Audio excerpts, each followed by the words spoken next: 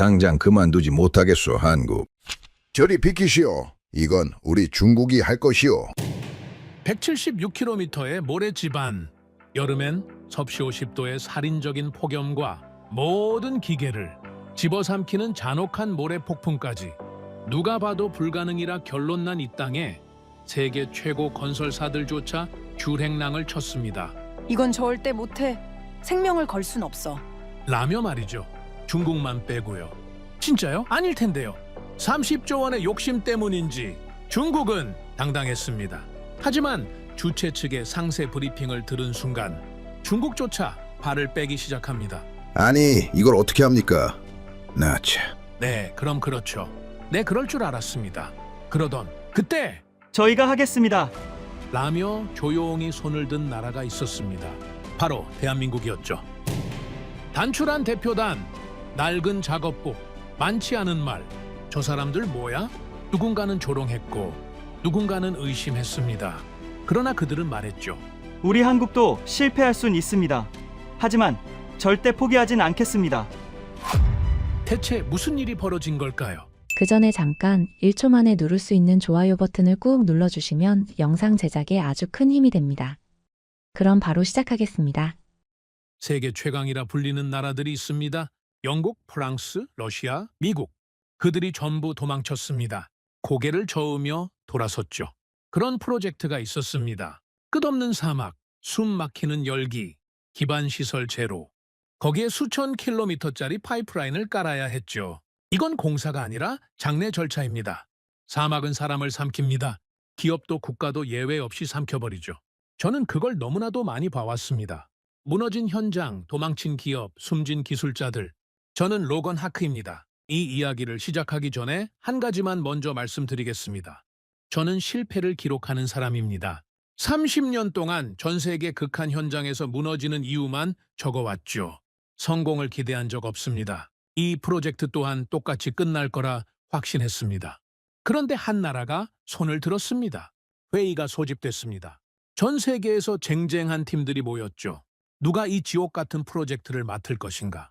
표면적으로는 기회였습니다. 그러나 현장을 아는 사람들은 알고 있었죠. 이건 기회가 아니라 덫입니다. 영국 팀이 가장 먼저 움직였습니다. 현장을 둘러보고 돌아온 그들의 표정이 전부 말해줬죠. 대표가 입을 열었습니다. 사람이 할 수 있는 일이 아닙니다.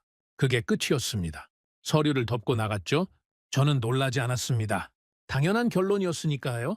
프랑스 팀도 마찬가지였습니다. 그들은 계산기를 두드렸죠. 숫자를 확인하더니 고개를 저었습니다. 운반 비용만으로 예산이 끝난다고요. 불가능합니다. 그 한마디를 남기고 빠졌습니다. 러시아는 어땠을까요?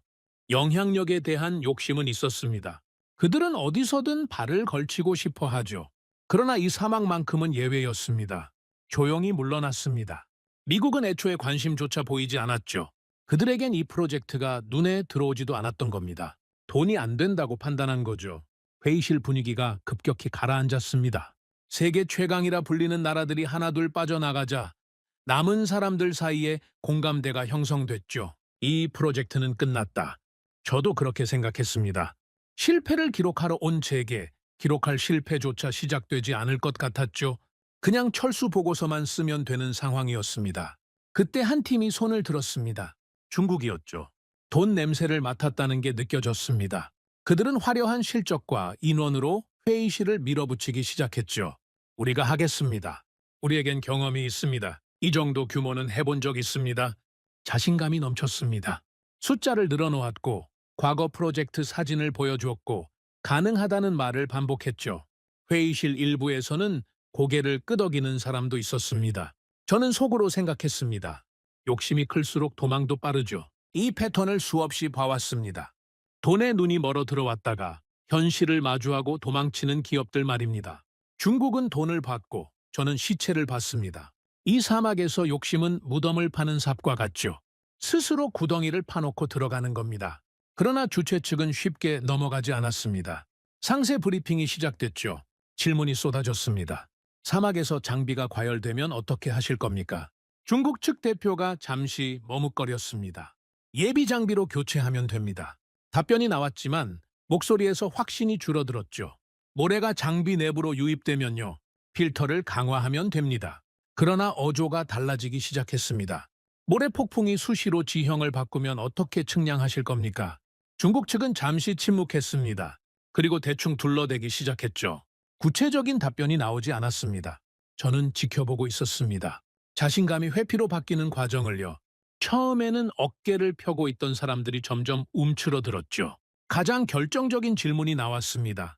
치명적인 사고가 발생했을 때 책임은 누가 지는 겁니까? 회의실이 조용해졌습니다. 중국팀의 대표가 옆 사람과 눈을 교환했죠. 그 순간 저는 알았습니다. 그래요! 결국 발 빼게 됩니다. 저는 메모장에 적었습니다. 예상대로라고요. 이 사막 앞에서는 누구도 버티지 못합니다. 욕심으로 들어온 팀은 현실 앞에서 무너지죠. 중국도 예외가 아니었습니다. 회의가 교착 상태에 빠졌습니다. 중국은 아직 철수를 선언하지 않았지만 모두가 느끼고 있었죠. 저 팀도 결국 나갈 거라는 걸요. 시간 문제였습니다. 분위기가 무거웠습니다. 아무도 말을 꺼내지 않았죠. 이 프로젝트는 정말로 끝나는 건가? 그런 생각이 회의실을 채웠습니다. 그때였습니다. 회의실 뒷줄에서 조용한 목소리가 들렸죠. 저희가 하겠습니다. 고개를 돌렸습니다. 한국팀이었습니다. 솔직히 말씀드리겠습니다. 저는 그때까지 한국을 크게 신경 쓰지 않았습니다. 열심히는 하지만 결국 한계가 있는 나라. 대기업은 있지만 시스템은 불안정한 국가. 한국은 도전할 수는 있어도 끝까지 남을 나라라고는 생각하지 않았죠. 그런 팀이 손을 들었습니다. 대표단 규모가 눈에 띄게 작았습니다. 화려한 프레젠테이션도 없었고 과거 실적을 자랑하는 사진도 없었죠. 말도 짧았습니다. 그리고 눈에 띄는 게 있었습니다. 그들의 손이었죠. 거칠었습니다. 현장에서 뛰어온 사람들의 손이었습니다. 양복을 입고 있었지만 저 손은 서류만 만진 손이 아니었죠. 회의실 일부에서 조롱이 터졌습니다. 한국이요. 쟤들이 뭘 할 수 있다는 겁니까? 강대국들도 포기한 프로젝트를요. 웃음소리가 퍼졌습니다. 누군가는 대놓고 비웃었죠. 한국이 저 사막에서 뭘 하겠다는 겁니까? 말이 됩니까? 그러나 저는 웃지 않았습니다. 이상했습니다. 뭔가 느낌이 달랐죠. 저는 30년 동안 수많은 팀을 봐왔습니다. 허세로 들어오는 팀과 각오로 들어오는 팀은 눈빛이 다릅니다. 허세로 들어오는 팀은 자신만만하죠. 우리가 된다, 우리가 해낸다. 그런 말을 반복합니다. 성공을 장담하죠. 그러나 현실을 마주하면 가장 먼저 무너지는 것도 그들입니다. 각오로 들어오는 팀은 다릅니다. 그들은 성공을 장담하지 않습니다. 대신 이렇게 말하죠. 포기하지 않겠습니다. 그 차이가 느껴졌습니다. 한국 팀의 눈빛에는 두려움이 있었습니다. 그러나 그 두려움을 감추지 않았죠. 아는 사람들의 눈빛이었습니다. 이 사막이 얼마나 무서운지 아는 사람들. 그런데도 물러서지 않는 사람들. 저는 속으로 중얼거렸습니다. 저 팀은 공포를 다루는 법을 알고 있다. 회의가 끝났습니다. 결론은 나지 않았지만 분위기는 이미 정해진 것 같았죠. 중국이 하거나 아무도 안 하거나 대부분은 그렇게 생각했습니다. 그러나 저는 한국팀을 계속 지켜봤습니다. 그들은 회의실을 나서면서도 조용했습니다. 서로 눈을 마주치며 고개를 끄덕였죠. 화려한 제스처도 자신만만한 표정도 없었습니다. 그냥 묵묵히 걸어 나갔습니다. 그 뒷모습이 기억에 남았습니다. 저는 그날 밤 메모장을 펼쳤습니다. 평소처럼 실패 예측을 적으려 했죠. 어떤 이유로 무너질 것인가? 언제 철수할 것인가? 늘 하던 대로요. 그런데 손이 멈췄습니다. 왜 저 팀은 물러서지 않는 거죠? 말이 안 됐습니다. 세계 최강이라 불리는 나라들이 전부 도망친 프로젝트입니다. 계산을 할 줄 아는 사람이라면 절대 손 들지 않을 상황이었죠. 비용, 위험, 실패 확률. 어느 쪽으로 계산해도 답이 안 나옵니다. 그런데 한국은 손을 들었습니다. 저는 그때까지 한국을 가성비 하천국 정도로 봤습니다. 싸게 해주는 나라, 열심히는 하지만 끝까지 가지는 못하는 나라. 그렇게 분류해놨죠. 그런데 그날 한국은 계산을 하지 않았습니다. 이게 무슨 의미인지 아시겠습니까? 계산을 하면 절대 손들 수 없는 프로젝트입니다. 그런데 한국은 그 계산을 포기한 얼굴이었습니다. 숫자가 아니라 다른 무언가를 보고 있는 눈빛이었죠. 저는 처음으로 이상한 감정을 느꼈습니다. 기대는 아니었습니다. 저는 실패를 기록하러 온 사람이죠. 성공을 기대한 적 없습니다. 그러나 뭔가 다른 느낌이 있었습니다. 호기심이라고 해야 할까요? 아니면 불안이라고 해야 할까요? 저 팀은 뭘 보고 있는 걸까요? 저는 메모장을 덮었습니다. 그리고 다음 날을 기다렸죠. 이 사막이 한국을 어떻게 삼켜버릴지, 아니면 한국이 이 사막에서 뭔가를 보여줄지 저는 지켜볼 생각이었습니다. 실패를 기록하러 온 사람으로서요. 그러나 한 가지는 확실했습니다. 저는 그날 처음으로 펜을 들기 전에 망설였다는 거죠. 30년 만에 처음이었습니다. 며칠 후 한국팀의 프레젠테이션이 있었습니다. 솔직히 말씀드리죠. 저는 큰 기대를 하지 않았습니다. 어차피 뻔한 패턴이니까요. 화려한 슬라이드, 과장된 숫자, 자신만만한 약속, 그리고 현실 앞에서 무너지는 결말. 30년 동안 그 패턴만 봐왔습니다. 그런데 한국팀은 달랐습니다.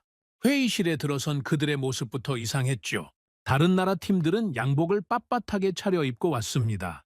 넥타이 매듭 하나까지 신경 쓴 티가 났죠. 그러나 한국팀은 작업복 차림이었습니다. 회의실에 작업복을 입고 온 겁니다. 누군가 킥킥거렸습니다. 저기 좀 보라고요. 회의실에 인부들이 왔다고요. 저는 웃지 않았습니다. 오히려 눈이 갔죠. 저 옷차림은 의도적입니다. 보여주려는 겁니다. 우리는 말로 하러 온 게 아니라고요. 한국팀 대표가 앞으로 나왔습니다. 프로젝터를 켜지 않았죠. 슬라이드도 없었습니다. 그냥 서서 말을 시작했습니다. 우린 실패할 수도 있습니다. 회의실이 술렁였습니다. 뭐라고요? 지금 뭐라고 했습니까? 실패할 수도 있다고요. 프레젠테이션 첫 마디가 그겁니까? 조롱이 터졌죠. 누군가 대놓고 말했습니다. 저러고 프로젝트를 따겠다는 겁니까? 웃음소리가 퍼졌습니다. 그러나 한국 대표는 흔들리지 않았습니다. 조용히 다음 말을 이었죠. 하지만 포기하지 않습니다. 회의실이 조용해졌습니다. 웃음소리가 멈췄죠. 뭔가 다른 공기가 흘렀습니다. 저는 그 순간을 놓치지 않았습니다. 펜을 들고 메모했죠. 허세는 우린 된다로 시작합니다. 각오는 우린 남는다로 시작하죠. 이게 차이입니다. 허세로 들어오는 팀은 성공을 약속합니다. 우리가 해낸다. 우리가 증명한다.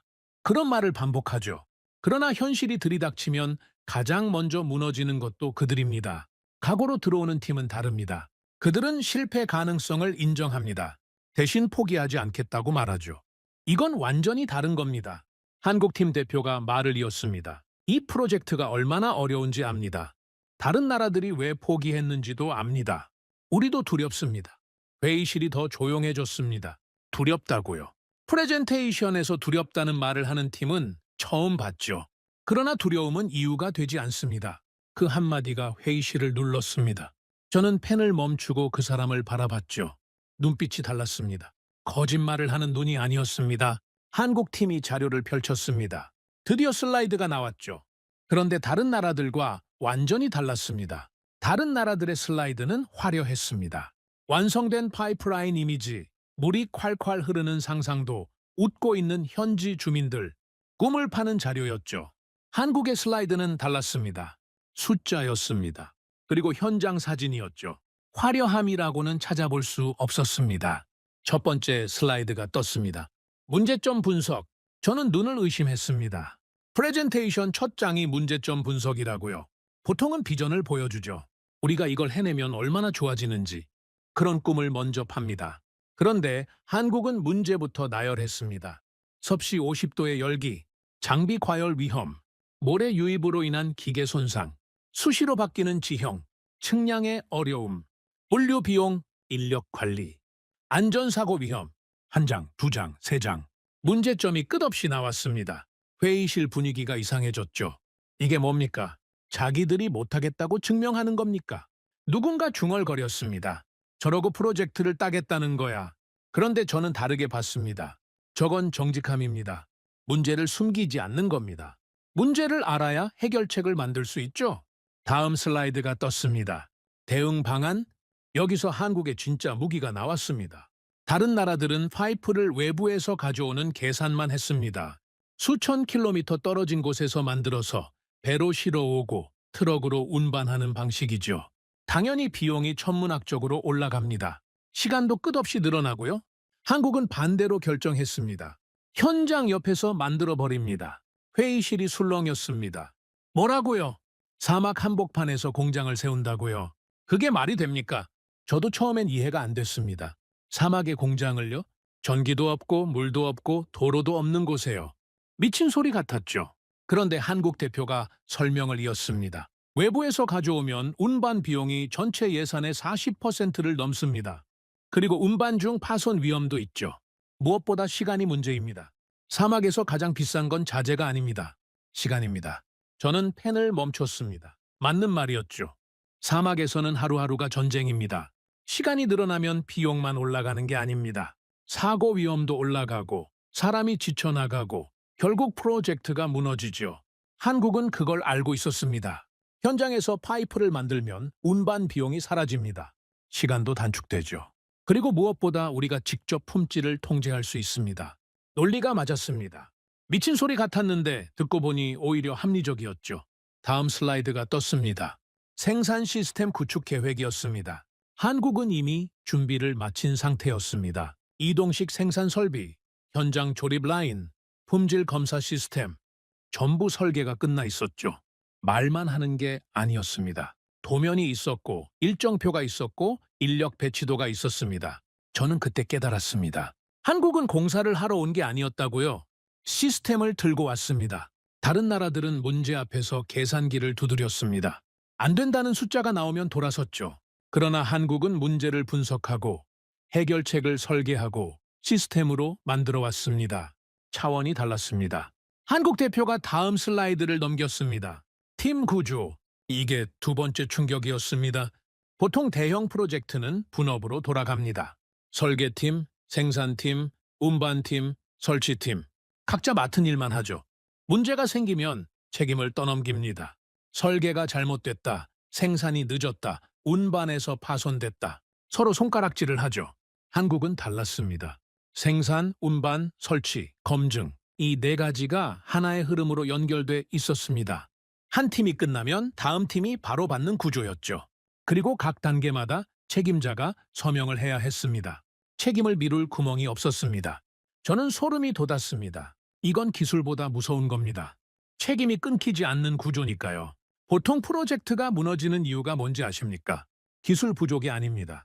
책임 회피입니다. 문제가 생겼을 때 누구도 책임지지 않으려 하죠. 서로 떠넘기다가 결국 전체가 무너집니다. 한국은 그 구멍을 막아버렸습니다. 누가 잘못해도 빠져나갈 수 없는 구조를 만든 겁니다. 저는 메모장에 적었습니다. 책임이 끊기지 않으면 공정도 끊기지 않는다. 프레젠테이션이 끝났습니다. 회의실이 조용했죠. 아까의 조롱은 사라져 있었습니다. 저는 한국 팀을 바라봤습니다. 그들은 여전히 담담했죠. 자신만만하지도 않았고 불안해하지도 않았습니다. 그냥 할 일을 설명했을 뿐이라는 표정이었습니다. 회의가 끝나고 저는 한국팀 대표에게 다가갔습니다. 질문이 있었죠. 왜 이 프로젝트를 맡으려 합니까? 다른 나라들은 전부 도망쳤는데요. 그가 잠시 생각하더니 대답했습니다. 도망치는 건 쉽습니다. 계산해서 안 되면 돌아서면 되죠. 그런데 우리는 다르게 봤습니다. 어떻게요? 사막을 적으로 보지 않았습니다. 무슨 뜻입니까? 다른 나라들은 사막과 싸우려 했습니다. 사막을 이기려 했죠. 그러니까 안 된다는 결론이 나온 겁니다. 사막을 이길 수는 없으니까요. 그럼 당신들은요? 우리는 사막을 이해하려 했습니다. 사막이 어떻게 움직이는지, 언제 위험한지, 어떻게 하면 공존할 수 있는지 사막을 연구했습니다. 저는 그 말을 듣고 잠시 멈췄습니다. 사막을 이해한다고요. 사막과 공존한다고요. 30년 동안 수많은 사막 프로젝트를 봐왔습니다. 전부 사막과 싸웠죠. 사막을 정복하려 했습니다. 그리고 전부 졌습니다. 그런데 한국은 처음부터 다른 접근을 한 겁니다. 저는 메모장에 적었습니다. 이들은 사막을 정복하려는 게 아니다. 사막을 운영하려 한다. 그날 밤 저는 숙소에서 오래 생각했습니다. 한국이라는 나라를 다시 봐야 할 것 같았죠. 저는 그동안 한국을 가성비 하청국으로 분류해놨습니다. 싸게, 빠르게, 그러나 품질은 그저 그런 이미지였죠. 그런데 오늘 본 건 달랐습니다. 그들은 문제를 숨기지 않았습니다. 두려움을 인정했습니다. 그리고 해결책을 시스템으로 만들어 왔죠. 허세가 아니라 준비였습니다. 저는 처음으로 불길한 생각을 했습니다. 혹시 진짜 되는 건가? 아니, 그럴 리 없습니다. 사막은 사막이죠. 아무리 준비를 해도 결국 무너집니다. 저는 그걸 너무 많이 봐왔습니다. 그런데 마음 한구석이 흔들렸습니다. 저 팀은 다를지도 모른다. 저는 메모장을 덮고 불을 껐습니다. 내일부터 현장이 시작되죠. 한국이 진짜로 뭘 할 수 있는지 제 눈으로 직접 볼 겁니다. 실패를 기록하러 온 사람으로서요. 그러나 한 가지는 인정해야 했습니다. 프레젠테이션만 놓고 보면 한국은 지금까지 본 어떤 팀보다 준비가 돼 있었다고요. 말로 하는 게 아니라 구조로 들어왔습니다. 그게 어떤 결과를 만들어낼지 저는 지켜볼 겁니다. 공사가 시작됐습니다. 한국팀이 사막에 발을 디뎠죠. 장비가 들어오고 인력이 배치되고 첫 번째 측량이 시작됐습니다. 모든 게 계획대로 움직이는 것 같았죠. 저는 멀찍이 서 지켜봤습니다. 아직은 판단할 때가 아니었죠. 시작은 누구나 합니다. 문제는 그 다음입니다. 사막이 본색을 드러낼 때 그때 진짜가 나오죠. 첫 주는 순조로웠습니다. 기준점이 세워지고 파이프 생산 라인이 가동을 시작했죠. 한국팀은 묵묵히 움직였습니다. 떠들지 않았고 자랑하지 않았고 그냥 일했습니다. 저는 메모장에 적었습니다. 아직은 모른다고요. 사막은 기다리는 법을 알죠. 그리고 이틀 후 사막이 움직였습니다. 모래 폭풍이었습니다. 처음엔 바람이 좀 분다 싶었죠. 그러다 갑자기 하늘이 누렇게 변했습니다. 시야가 사라졌죠. 숨을 쉴 수가 없었습니다. 모래가 얼굴을 때렸고 눈을 뜰 수가 없었고 소리를 질러도 들리지 않았습니다. 지옥이었습니다. 폭풍이 몇 시간 동안 계속됐습니다. 저는 대피소에서 웅크리고 있었죠. 밖에서 무슨 일이 벌어지는지 알 수 없었습니다. 그냥 기다리는 수밖에 없었죠. 폭풍이 지나갔습니다. 저는 밖으로 나왔습니다. 그리고 얼어붙었죠. 어제의 현장이 사라져 있었습니다. 측량 기준점이 전부 묻혀 있었습니다. 모래가 수십 센티미터 쌓인 곳도 있었죠. 어제 세워둔 표지판이 보이지 않았습니다. 장비 위에도 모래가 산처럼 쌓여 있었고요. 지형 자체가 바뀌어 있었습니다. 어제 평평했던 곳에 모래 언덕이 생겼고 어제 언덕이었던 곳이 평평해져 있었죠. 지도가 무의미해진 겁니다. 저는 속으로 생각했습니다. 끝났다. 이게 사막입니다. 사막은 지형을 바꿔버리죠. 어제의 지도가 오늘의 함정이 됩니다. 측량을 다시 해야 하고 기준점을 다시 세워야 하고 루트를 다시 잡아야 합니다. 일주일치 작업이 하룻밤에 사라진 겁니다. 보통은 여기서 멈춥니다. 공기 재협상을 요청하죠. 아니면 그냥 철수합니다. 이건 불가항력이니까요. 누구도 비난할 수 없습니다. 사막이 그런 거죠. 저는 한국팀을 바라봤습니다. 그들의 반응을 보려고요. 절망하고 있을 거라 생각했습니다. 당연하죠. 일주일치 노력이 날아갔으니까요. 그런데 이상했습니다. 한국팀은 이미 움직이고 있었습니다. 절망하고 있지 않았습니다. 회의를 하고 있지도 않았고 불평을 하고 있지도 않았죠. 그냥 일하고 있었습니다. 누군가는 묻힌 장비를 파내고 있었습니다. 누군가는 모래를 치우고 있었죠. 누군가는 벌써 측량 장비를 들고 새로운 기준점을 잡고 있었습니다. 저는 멈춰서서 그 광경을 바라봤습니다. 뭐 하는 겁니까? 이해가 안 됐습니다. 지금 상황 파악을 해야 할 때죠. 피해 규모를 산정하고 본사에 보고하고 일정 조정을 논의해야 합니다. 그게 정상적인 절차입니다. 그런데 한국팀은 그런 거 없었습니다. 바로 복구에 들어갔죠. 저는 한국팀 관리자에게 다가갔습니다. 지금 뭘 하는 겁니까? 피해 보고는요. 일정 조정은요. 그가 잠깐 손을 멈추고 저를 봤습니다. 보고는 나중에 합니다. 지금은 복구가 먼저죠. 그러고는 다시 일을 시작했습니다. 더 이상 대화할 시간이 없다는 듯이요. 저는 멍하니 서 있었습니다. 한국팀 전체가 같은 방식으로 움직이고 있었습니다. 누가 시킨 것 같지 않았죠. 그냥 자연스럽게 각자의 위치에서 복구를 시작했습니다. 손발이 맞았습니다. 마치 이런 상황을 수백 번 겪어본 것처럼요. 저는 메모장에 적었습니다. 이건 기술이 아니다. 규율이다. 규율. 그게 맞는 표현이었습니다. 감정에 휘둘리지 않는 겁니다. 상황이 터져도 멈추지 않는 겁니다. 그냥 다음 할 일을 하는 겁니다. 30년 동안 수많은 현장을 봐왔습니다. 위기가 터지면 보통 세 가지 반응이 나오죠. 첫째, 패닉. 어쩔 줄 몰라 하며 우왕좌왕합니다. 둘째, 책임 회피. 누구 잘못인지 따지기 시작하죠. 셋째, 포기. 안 된다며 철수를 논의합니다. 한국팀은 어느 쪽에도 속하지 않았습니다. 그냥 다시 시작했죠. 저는 그날을 리셋이라고 불렀습니다. 한국팀도 같은 표현을 쓰더군요. 어제는 잊고 오늘부터 다시. 그게 그들의 방식이었습니다. 사흘이 지났습니다. 한국팀은 기준점을 전부 다시 세웠습니다. 루트도 다시 잡았고 일정도 다시 짰죠.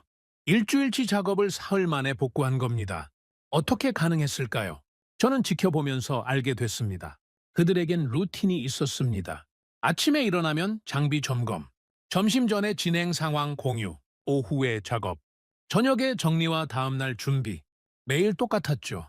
폭풍이 오기 전에도, 폭풍이 지나간 후에도, 폭풍이 지나간 다음날 아침, 그들은 똑같이 장비 점검부터 시작했습니다. 어제 세상이 뒤집어졌는데 오늘 아침 루틴은 똑같았죠. 그게 무서웠습니다. 사막보다 강한 건 장비가 아닙니다. 습관입니다. 복구가 끝나고 다시 본 작업이 시작됐습니다. 파이프 연결이 진행됐죠. 첫 번째 구간이 완성될 때였습니다. 한국팀이 이상한 행동을 했습니다. 연결이 끝난 파이프에 압력 테스트를 시작했죠. 당연한 절차입니다. 문제는 그 강도였습니다. 보통 압력 테스트는 설계 기준의 100%로 합니다. 그게 표준이죠. 설계대로 만들었으면 설계 기준을 통과하면 되는 겁니다. 그런데 한국팀은 120%로 테스트했습니다. 저는 눈을 의심했습니다. 뭘 하는 겁니까? 설계 기준을 초과하는 압력을 왜 넣는 겁니까? 파이프가 터지면 어떻게 하려고요? 한국팀 엔지니어에게 물었습니다. 왜 기준보다 높은 압력으로 테스트합니까? 그가 대답했습니다. 사막이니까요? 무슨 뜻입니까? 사막은 예측 불가능합니다. 낮과 밤의 온도 차이가 극심하죠. 파이프가 팽창하고 수축합니다. 모래가 스며들어 마모를 일으키고요. 설계 기준은 정상 환경 기준입니다. 여기는 정상이 아니죠. 그러니까 더 높은 기준으로 테스트한다는 겁니까? 안전 마진입니다. 사고는 운으로 막는 게 아니라 시스템으로 막는 거죠. 저는 그 말을 듣고 한참 서 있었습니다. 사고는 운으로 막는 게 아니라 시스템으로 막는다. 이게 한국의 철학이었습니다. 다른 나라들은 비용을 아끼려고 테스트 기준을 낮춥니다. 표준만 통과하면 된다고 생각하죠. 그러다 사고가 터지면 운이 나빴다고 말합니다. 한국은 반대였습니다. 스스로 기준을 높였죠. 비용이 더 들고 시간이 더 걸리더라도 사고가 나지 않도록 시스템을 만드는 겁니다. 저는 메모장에 적었습니다. 이들은 사고를 운으로 취급하지 않는다. 압력 테스트가 계속됐습니다. 120% 압력이 파이프 전체에 가해졌죠. 현장이 긴장감으로 가득 찼습니다. 파이프가 터지면 그 구간 전체를 다시 해야 하니까요. 일주일치 작업이 또 날아가는 겁니다. 저도 숨을 죽이고 지켜봤습니다. 시간이 흘렀습니다. 압력 게이지가 움직이지 않았죠. 누수가 없다는 뜻이었습니다. 테스트가 끝났습니다. 통과였죠. 한국팀은 환호하지 않았습니다. 그냥 기록을 남기고 다음 구간으로 넘어갔죠. 당연한 결과라는 듯이요. 저는 그 모습을 보면서 생각했습니다. 이 팀은 성공해도 들뜨지 않는다고요. 실패해도 무너지지 않고 성공해도 들뜨지 않죠. 그냥 다음 할 일을 합니다. 그게 무서웠습니다. 감정이 없어서가 아닙니다. 감정을 통제하는 겁니다. 기쁨이든 절망이든 감정에 휘둘리면 실수가 나오죠. 한국팀은 그걸 알고 있었습니다. 현장 생활이 계속됐습니다. 저는 매일 한국팀을 관찰했죠. 놀라운 점이 하나 더 있었습니다. 사람이 무너지지 않았습니다. 사막은 장비만 공격하는 게 아닙니다. 사람을 공격하죠. 극심한 더위, 모래먼지, 건조한 공기, 밤에는 급격히 떨어지는 기온, 잠을 제대로 잘 수가 없습니다. 밥을 먹어도 모래가 씹히죠. 숨을 쉬어도 배에 모래가 들어오는 것 같습니다. 30년 동안 봐왔습니다. 사막에서 가장 먼저 무너지는 건 장비가 아니라 사람이죠. 체력이 떨어지고 의욕이 사라지고 짜증이 늘어납니다. 싸움이 나고 실수가 늘고 결국 프로젝트가 무너지죠. 한국팀은 달랐습니다. 피곤한 건 분명했습니다. 눈 밑에 다크서클이 생겼고 얼굴이 탔고 움직임이 느려진 사람도 있었죠. 그러나 무너지지는 않았습니다. 비결이 뭘까요? 저는 관찰했습니다. 루틴이었습니다. 아침에 일어나면 스트레칭, 식사 시간은 정확히 지켰고 식사 중에는 일 얘기를 하지 않았죠. 저녁에는 반드시 휴식 시간이 있었습니다. 잠자리에 들기 전에는 다음날 일정을 확인했고요. 매일 똑같았습니다. 지루할 정도로 똑같았죠. 그런데 그 똑같음이 사람을 지탱하고 있었습니다. 사막에서는 예측이 불가능합니다. 내일 무슨 일이 일어날지 모르죠. 그 불확실성이 사람을 갉아먹습니다. 불안해지고 지치고 결국 무너지죠. 한국팀은 그 불확실성 속에서 확실한 것을 만들었습니다. 루틴이라는 확실함을요. 내일 폭풍이 올지 모르지만 내일 아침 루틴은 똑같습니다. 그 작은 확실함이 사람을 버티게 만들었죠. 저는 메모장에 적었습니다. 사막보다 강한 건 장비가 아니다. 습관이다. 한 달이 지났습니다. 한국팀은 예정된 진도를 맞추고 있었죠. 폭풍을 겪고 복구하고 다시 시작하고 그 과정을 반복하면서도 일정을 지키고 있었습니다. 저는 메모장을 펼쳤습니다. 처음에 적어뒀던 문장이 보였죠. 실패 예측, 원인 분석 대기. 30년 동안 모든 프로젝트에 이 문장을 적어왔습니다. 그리고 실제로 실패 원인을 분석했죠. 단 한 번도 예외가 없었습니다. 그런데 지금 저는 이상한 감정을 느끼고 있었습니다. 이 프로젝트는 실패하지 않을지도 모른다. 아니, 그럴 리 없습니다. 사막은 사막이죠. 아직 갈 길이 멉니다. 수천 킬로미터 중 아직 일부만 끝났을 뿐이죠. 앞으로 무슨 일이 일어날지 모릅니다. 그러나 마음 한구석에서 생각이 바뀌고 있었습니다. 한국이 가진 건 기술이 아닙니다. 끝까지 버티는 방식입니다. 기술은 배울 수 있습니다. 장비는 살 수 있죠. 그러나 이런 방식은 하루아침에 만들어지지 않습니다. 수많은 실패를 겪고 수많은 시행착오를 거쳐야 얻을 수 있는 겁니다. 한국팀에게서 그게 느껴졌습니다. 이 방식은 어전을 만든 게 아니라는 거죠. 수십 년 동안 쌓아온 경험이 녹아 있었습니다. 저는 처음으로 완공이라는 단어를 떠올렸습니다. 이 프로젝트가 정말로 완공될 수도 있겠다. 믿기 어려웠습니다. 세계 최강이라 불리는 나라들이 전부 도망친 프로젝트죠. 그런데 한국이 해내고 있었습니다. 화려하게가 아니라 묵묵하게, 한 걸음씩, 한 구간씩. 저는 메모장을 덮었습니다. 그리고 현장을 바라봤죠. 한국팀은 여전히 일하고 있었습니다. 해가 지고 있었지만 마무리 작업을 하고 있었죠. 장비를 정리하고 내일 일정을 확인하고 숙소로 돌아가고 있었습니다. 내일도 똑같은 루틴이 반복되겠죠. 그리고 모레도, 그 다음 날도. 그게 한국의 무기였습니다. 화려한 기술도 엄청난 자본도 아니었죠. 매일 반복하는 힘, 무너져도 다시 일어나는 힘, 멈추지 않는 힘. 저는 그날 밤 숙소에서 오래 생각했습니다. 실패를 기록하러 온 사람이 성공을 목격하게 될지도 모른다. 아직 확신할 순 없었습니다. 갈 길이 멀었으니까요. 그러나 한 가지는 분명해졌습니다. 한국은 다른 팀들과 다릅니다. 그들은 사막을 이기려 하지 않습니다. 사막과 함께 살아남는 법을 알고 있죠. 그게 차이였습니다. 저는 메모장 맨 아래에 한 줄을 추가했습니다. 관찰 계속, 결론 보류, 그리고 불을 껐습니다. 내일도 현장에 있으니까요. 한국팀처럼 저도 제 루틴을 지켜야 했습니다. 2달이 지났습니다. 한국팀은 여전히 버티고 있었죠. 폭풍이 오면 복구하고, 장비가 고장나면 수리하고, 일정이 밀리면 따라잡았습니다. 놀라운 속도였죠. 그러나 저는 알고 있었습니다. 진짜 위기는 아직 오지 않았다는 걸요. 사막은 장비를 고장내지 않습니다. 사람을 고장냅니다. 장비는 수리하면 됩니다. 부품을 갈고 기름을 치고 다시 돌리면 되죠. 그러나 사람은 다릅니다. 사람이 무너지면 수리할 수 없습니다. 부품을 갈 수도 없고 기름을 칠 수도 없죠. 저는 기다리고 있었습니다. 한국팀이 언제 무너지기 시작하는지를요. 징조는 작은 것부터 나타났습니다. 어느 날 아침 한국팀 숙소 앞을 지나가다 봤습니다. 한 작업자가 창문을 바라보고 있더군요. 멍하니 서서 아무것도 하지 않고 그냥 바라보고 있었습니다. 저는 그 눈빛을 알아봤습니다. 30년 동안 수없이 봐온 눈빛이었죠. 여기서 뭘 하고 있는 거지? 사막에서 일하는 사람들이 어느 순간 품게 되는 질문입니다. 가족이 떠오르고 집이 떠오르고 여기서 죽으면 어떻게 되지 하는 생각이 새우며들죠. 그 질문이 시작되면 사람은 서서히 무너집니다. 며칠 후 다른 징조가 나타났습니다.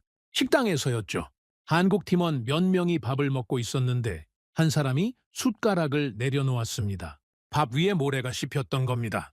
아무리 덮어도 아무리 조심해도 모래는 어디서든 들어오죠. 그 사람이 중얼거렸습니다. 또야. 짧은 한마디였지만 거기에 모든 게 담겨 있었습니다. 지침, 짜증, 체념, 2달 동안 쌓인 피로가 그 한마디에 묻어 있었죠. 저는 메모장에 적었습니다. 균열 시작. 사막 생활은 상상 이상으로 혹독합니다. 낮에는 숨을 쉴 수 없을 만큼 덥죠. 장비를 만지면 화상을 입습니다. 밤에는 급격히 추워지고요. 온도 차이가 30도 이상 납니다. 몸이 적응할 시간이 없죠. 모래는 어디에나 있습니다. 밥 위에, 물 안에, 옷 속에, 폐 속에. 아무리 막아도 들어옵니다. 숨을 쉴 때마다 목이 칼칼하죠. 기침이 나오고 눈이 따갑고 피부가 갈라집니다. 유리창을 보면 알 수 있습니다. 모래바람에 닳아서 뿌옇게 변해 있죠. 며칠만 지나도 앞이 잘 안 보입니다. 사람의 몸도 마찬가지입니다. 사막이 조금씩 갉아먹는 겁니다. 한국 팀도 예외가 아니었습니다. 얼굴이 검게 탔습니다. 눈 밑에 다크서클이 짙어졌죠. 움직임이 느려진 사람도 있었고 말수가 줄어든 사람도 있었습니다. 루틴은 유지하고 있었지만 눈빛이 달라지고 있었죠. 저는 알고 있었습니다. 이게 시작이라는 걸요? 여기서부터 무너지기 시작합니다. 체력이 떨어지고 의욕이 사라지고 실수가 늘어나죠. 그리고 결국 프로젝트가 무너집니다. 그런데 그때 외부에서 공격이 들어왔습니다. 조롱이 압박으로 바뀌기 시작한 겁니다. 처음에는 그냥 소문이었습니다. 한국이 저 사막에서 버티고 있다더라. 신기하네. 얼마나 갈까? 그 정도였죠. 가벼운 조롱이었습니다. 그러나 한국이 계속 버티자 분위기가 달라졌습니다. 경쟁국들이 움직이기 시작했죠. 한국은 싸게만 합니다. 품질은 결국 문제가 터집니다. 이런 이야기가 퍼지기 시작했습니다. 누가 퍼뜨리는지는 뻔했죠. 처음에 도망쳤던 나라들이었습니다. 자기들이 못한 걸 한국이 해내고 있으니까 불안했던 겁니다. 조롱은 바람처럼 퍼지고 바람은 결국 칼이 됩니다. 소문이 발주처까지 들어갔습니다. 발주처 내부에서 흔들림이 시작됐죠. 한국이 정말 해낼 수 있는 겁니까? 품질에 문제가 있다는 얘기가 있던데요. 이대로 가도 되는 겁니까?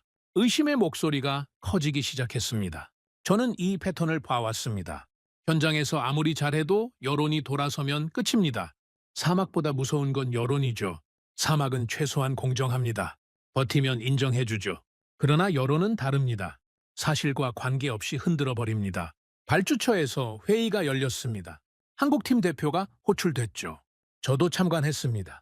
감시관 자격으로요. 회의실 분위기가 무거웠습니다. 발주처 관계자들의 표정이 좋지 않았죠. 의심이 가득한 눈빛이었습니다. 질문이 시작됐습니다. 품질에 문제가 있다는 얘기가 있습니다. 사실입니까? 한국 대표가 대답했습니다. 사실이 아닙니다. 증거가 있습니까? 모든 구간의 테스트 기록이 있습니다. 원하시면 제출하겠습니다. 테스트 기록은 조작할 수 있습니다. 회의실이 조용해졌습니다. 노골적인 불신이었죠. 한국 대표의 얼굴이 굳어졌습니다. 저는 지켜보고 있었습니다. 이런 상황에서 보통 두 가지 반응이 나오죠. 첫째, 화를 냅니다. 우리를 믿지 못하겠다는 겁니까? 그러면서 감정적으로 대응하죠. 둘째, 굴복합니다. 알겠습니다. 다시 검토하겠습니다. 그러면서 기준을 낮추기 시작하죠. 한국 대표는 둘 다 하지 않았습니다. 그가 조용히 말했습니다. 현장에 오시죠. 직접 보시면 됩니다. 회의실이 술렁이었습니다. 발주처 관계자들이 서로 눈을 교환했죠. 한국 대표가 이어서 말했습니다.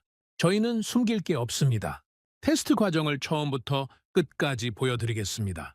그래도 의심이 되시면 그때 말씀하시죠. 당당했습니다. 허세가 아니라 자신감이었죠. 숨길 게 없는 사람의 태도였습니다. 회의가 끝났습니다. 발주처에서 현장 점검을 하기로 했죠. 며칠 후로 일정이 잡혔습니다. 한국 팀에게는 증명의 시간이 주어진 겁니다. 그러나 동시에 압박이기도 했죠. 여기서 문제가 발견되면 끝입니다. 모든 게 무너지죠. 현장으로 돌아왔습니다. 한국 팀에게 소식이 전해졌죠. 저는 그들의 반응을 지켜봤습니다. 불안해할 거라 생각했죠. 당연합니다. 갑자기 점검이 들어온다는데 긴장되지 않을 수 없죠. 그런데 한국 팀의 반응은 달랐습니다. 관리자가 팀원들을 모았습니다. 그리고 한마디만 했죠. 평소대로 하면 됩니다. 그게 전부였습니다. 특별한 지시도 없었고 비상대책회의도 없었죠. 그냥 평소대로. 저는 의아했습니다. 이게 맞습니까? 발주처가 점검을 나오는데 특별히 준비하지 않는다고요? 한국 관리자에게 물었습니다. 점검 준비를 안 합니까? 그가 대답했습니다. 점검 때만 잘하면 무슨 소용입니까? 평소에 잘해야죠. 그리고 이어서 말했습니다. 우리는 매일이 점검입니다. 매일 기준을 지키고 있죠. 발주처가 언제 와도 상관없습니다. 저는 그 말을 듣고 한참 서 있었습니다. 매일이 점검이라. 그게 한국의 방식이었습니다. 점검 때만 잘하는 게 아니라 매일 기준을 지키는 것. 그러면 언제 누가 와도 당당할 수 있죠. 그런데 문제가 생겼습니다. 점검 이틀 전 장비 이상이 발생했습니다. 핵심 장비 중 하나가 오작동을 일으켰죠. 압력 측정 장비였습니다. 점검 때 반드시 필요한 장비였죠. 이게 없으면 테스트를 보여줄 수가 없습니다. 현장이 긴장감으로 가득 찼습니다. 수리를 시도했지만 부품이 필요했죠. 부품을 가져오려면 최소 일주일이 걸렸습니다. 점검은 이틀 후인데요. 누군가 말했습니다. 점검 연기를 요청하죠. 합리적인 제안이었습니다. 장비 고장은 불가항력이니까요. 발주처도 이해할 겁니다. 그런데 한국 관리자가 고개를 저었습니다. 연기하면 안 됩니다. 왜요? 장비가 고장 났는데요. 연기하면 핑계라고 생각할 겁니다. 뭔가 숨기려고 시간을 번다고요. 의심이 더 커지죠. 그럼 어떻게 합니까? 장비 없이 테스트를 할 순 없잖아요. 회의실이 조용해졌습니다. 답이 없었죠. 장비가 없으면 테스트를 할 수 없고 테스트를 못하면 증명할 수 없습니다. 그때 한 엔지니어가 말했습니다. 예비 장비가 있습니다. 모두가 그를 바라봤습니다. 정밀도가 조금 떨어지지만 작동은 합니다. 그걸로 테스트하죠. 문제가 있었습니다. 예비 장비는 정밀도가 낮았죠. 기준을 통과하려면 더 높은 수준의 결과가 필요했습니다. 관리자가 물었습니다. 그 장비로 기준을 통과할 수 있습니까? 엔지니어가 대답했습니다. 장비 탓을 할 수 없게 만들면 됩니다. 무슨 뜻입니까? 테스트 기준을 더 높이는 겁니다. 장비 정밀도가 낮아도 결과가 압도적으로 좋으면 문제 없죠. 회의실이 술렁였습니다. 테스트 기준을 더 높인다고요? 지금도 설계 기준의 120%로 하고 있는데 더 높이겠다는 겁니까? 누군가 반박했습니다. 그러다 실패하면 어떻게 합니까? 기준을 높이면 통과 확률이 낮아지잖아요. 엔지니어가 대답했습니다. 우리가 만든 걸 믿어야죠. 우리는 처음부터 기준 이상으로 만들어 왔습니다. 더 높은 기준도 통과할 수 있습니다. 저는 그 대화를 듣고 있었습니다. 믿기 어려웠죠. 보통은 반대로 합니다. 문제가 생기면 기준을 낮추죠. 이번만 봐달라고, 상황이 어려웠다고. 그렇게 빠져나갑니다. 한국은 반대였습니다. 문제가 생겼는데 기준을 더 높이겠다는 겁니다. 저는 속으로 생각했습니다. 미쳤다. 그러나 동시에 다른 생각도 들었죠. 저건 자신감이다.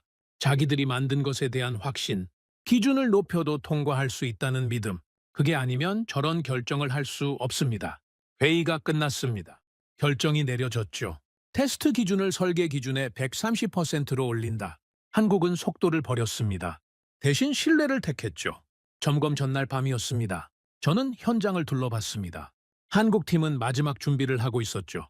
장비를 점검하고 기록을 정리하고 내일 일정을 확인하고 있었습니다. 그런데 분위기가 이상했습니다. 너무 조용했습니다. 긴장감이 현장을 눌러고 있었죠. 말소리가 줄었습니다. 농담도 없었고 웃음도 없었습니다. 다들 각자의 위치에서 묵묵히 움직이고 있었죠. 저는 하늘을 올려다봤습니다. 바람이 불고 있었죠. 모래 냄새가 났습니다. 기상 예보를 확인했습니다. 내일 모래 폭풍 가능성 있음. 가슴이 내려앉았습니다. 하필이면 점검날에 폭풍이라니. 운이 없어도 이렇게 없을 수가 없죠. 한국 팀도 알고 있었습니다. 예보를 확인했을 겁니다. 그런데 아무도 그 얘기를 하지 않았죠. 그냥 묵묵히 준비만 하고 있었습니다. 저는 한국 관리자를 찾았습니다.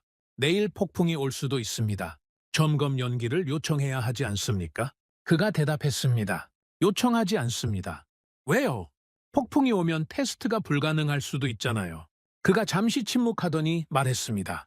폭풍이 오면 대응하면 됩니다. 안 오면 예정대로 하고요. 우리가 통제할 수 없는 건 걱정해봤자 소용없습니다. 그리고 이어서 말했습니다. 우리가 할 수 있는 건 준비뿐입니다. 준비는 다 했죠. 저는 그 말을 듣고 아무 말도 할 수 없었습니다. 맞는 말이었죠. 폭풍은 통제할 수 없습니다. 걱정한다고 안 오는 게 아니죠. 할 수 있는 건 준비뿐입니다. 그리고 한국팀은 준비를 마쳤습니다. 밤이 깊어졌습니다. 한국팀은 숙소로 돌아갔죠. 저도 숙소로 향했습니다. 걸어가면서 현장을 뒤돌아봤습니다. 불이 꺼진 현장이 어둠 속에 있었죠. 멀리서 바람 소리가 들렸습니다. 내일이면 모든 게 결정됩니다. 한국이 증명하거나 무너지거나 둘 중 하나죠. 저는 메모장을 펼쳤습니다. 그리고 한 줄을 적었죠. 그날 밤 현장은 조용했다. 너무 조용해서 무서웠다. 그리고 또 한 줄을 추가했습니다. 내일이 고비다. 저는 메모장을 덮었습니다. 그리고 잠자리에 들었죠. 내일 무슨 일이 일어날지 모릅니다. 폭풍이 올 수도 있고 테스트가 실패할 수도 있고 발주처가 계약을 재검토할 수도 있죠. 그러나 한 가지는 확실했습니다. 한국팀은 도망치지 않을 겁니다. 그들은 이미 결정을 내렸죠. 기준을 높이고 연기를 거부하고 폭풍에도 맞서기로 했습니다. 저는 처음으로 이상한 감정을 느꼈습니다. 응원하고 싶었습니다. 30년 동안 실패를 기록해온 사람이 처음으로 누군가의 성공을 바라고 있었죠. 그게 저를 불편하게 만들었습니다. 저는 중립적인 감시관이어야 합니다. 누구 편도 들어서는 안 되죠. 그런데 마음이 흔들리고 있었습니다. 저는 눈을 감았습니다. 내일을 기다리면서요. 한국이 어떤 모습을 보여줄지 저는 지켜볼 겁니다. 점검 당일 아침이 밝았습니다. 저는 눈을 뜨자마자 창문을 봤죠. 바람이 불고 있었습니다. 하늘이 뿌옇게 흐려져 있었죠. 폭풍의 전조였습니다. 가슴이 내려앉았습니다. 최악의 시나리오가 현실이 되려 하고 있었죠. 현장으로 나갔습니다. 한국 팀은 이미 움직이고 있었죠. 새벽부터 나와 있었던 것 같았습니다.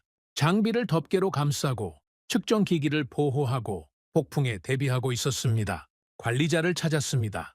폭풍이 오고 있습니다. 어떻게 하실 겁니까? 그가 하늘을 올려다 봤습니다. 그리고 담담하게 말했죠. 3시간 정도 여유가 있습니다. 그 안에 핵심 테스트를 마치면 됩니다. 3시간이요. 원래 일정은 하루 종일 아니었습니까? 핵심만 보여주면 됩니다. 나머지는 기록으로 증명하죠. 저는 그 말을 듣고 놀랐습니다. 포기가 아니었죠. 축소도 아니었습니다. 상황에 맞춰 전략을 바꾼 겁니다. 할 수 있는 것에 집중하는 거죠. 발주처 점검단이 도착했습니다. 그들도 하늘을 봤죠. 표정이 좋지 않았습니다. 점검을 연기하자는 의견이 나왔습니다. 그때 한국 대표가 말했습니다. 예정대로 진행하겠습니다. 점검단이 의아한 표정을 지었죠. 폭풍이 오고 있는데요. 위험하지 않습니까? 한국 대표가 대답했습니다. 사막에서는 늘 이런 상황입니다. 폭풍을 피해서 일할 수 있는 날이 얼마나 되겠습니까? 이런 환경에서도 품질을 유지하는 게 우리의 방식입니다. 점검단이 서로 눈을 교환했습니다. 그리고 고개를 끄덕였죠. 좋습니다. 진행하시죠. 점검이 시작됐습니다. 한국팀은 점검단을 현장 전체로 안내했습니다. 저도 따라갔죠. 그런데 움직이면서 저는 놀라운 광경을 보게 됐습니다. 현장이 하나의 도시 같았습니다.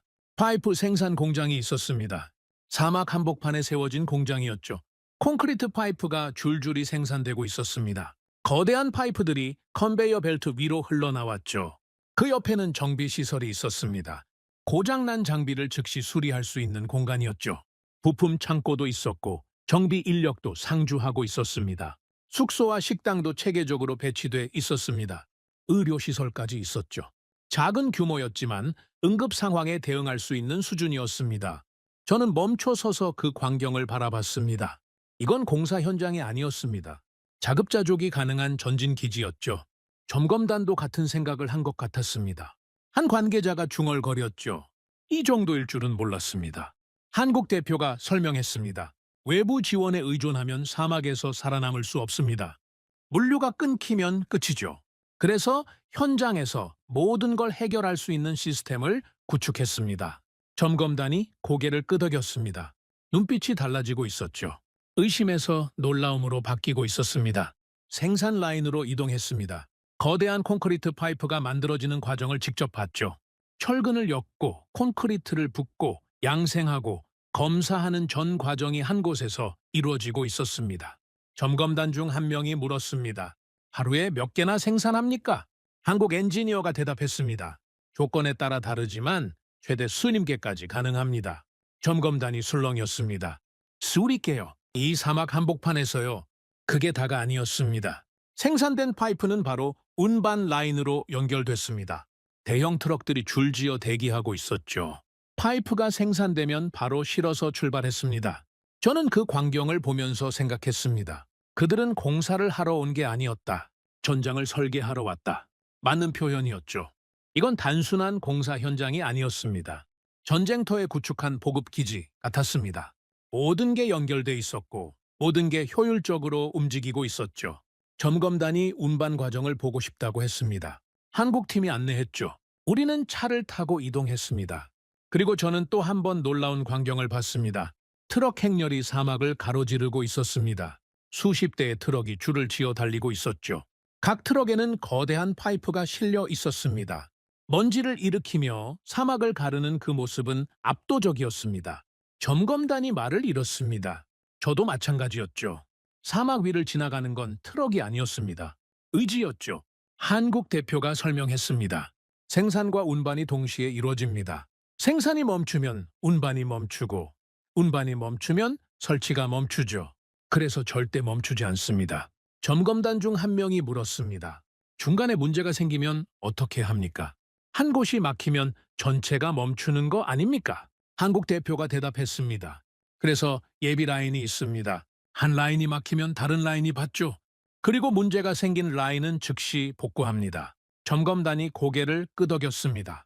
빈틈이 없었죠. 모든 상황에 대비가 돼 있었습니다. 설치 현장으로 이동했습니다. 파이프가 땅에 묻히는 과정을 봤죠. 거대한 파이프가 크레인에 들려 내려갔습니다. 정확한 위치에 정확한 각도로 밀리미터 단위로 조정하고 있었습니다. 연결 작업이 시작됐습니다. 파이프와 파이프 사이를 이어붙이는 작업이었죠. 여기서 오차가 나면 나중에 누수가 발생합니다. 가장 중요한 공정이었죠. 한국팀은 연결 부위를 3번 확인했습니다. 첫 번째는 유관 검사, 두 번째는 측정 검사, 세 번째는 압력 검사였죠. 한 번도 아니고 3번이었습니다. 점검단이 물었습니다. 왜 3번이나 확인합니까? 한 번이면 충분하지 않습니까? 한국 엔지니어가 대답했습니다. 사막에서는 한 번의 실수가 전체를 무너뜨립니다. 나중에 문제가 발견되면 그 구간을 다시 봐야 합니다. 비용이 10배로 늘어나죠. 처음에 3번 확인하는 게 훨씬 효율적입니다. 점검단이 고개를 끄덕였습니다. 논리적이었죠. 비용 절감이 아니라 비용 최적화였습니다. 그때 바람이 강해지기 시작했습니다. 하늘이 더 어두워졌죠. 폭풍이 가까워지고 있었습니다. 점검단이 불안한 표정을 지었습니다. 한국 대표가 말했습니다. 핵심 테스트를 시작하겠습니다. 시간이 없습니다. 압력 테스트 현장으로 이동했습니다. 이게 오늘의 하이라이트였죠. 파이프가 실제로 압력을 견딜 수 있는지 증명하는 테스트였습니다. 여기서 실패하면 모든 게 끝입니다. 장비가 세팅됐습니다.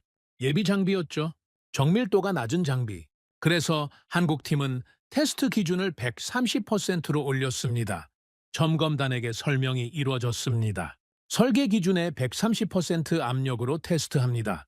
점검단이 놀란 표정을 지었죠. 130%요. 보통은 100% 아닙니까? 한국 대표가 대답했습니다.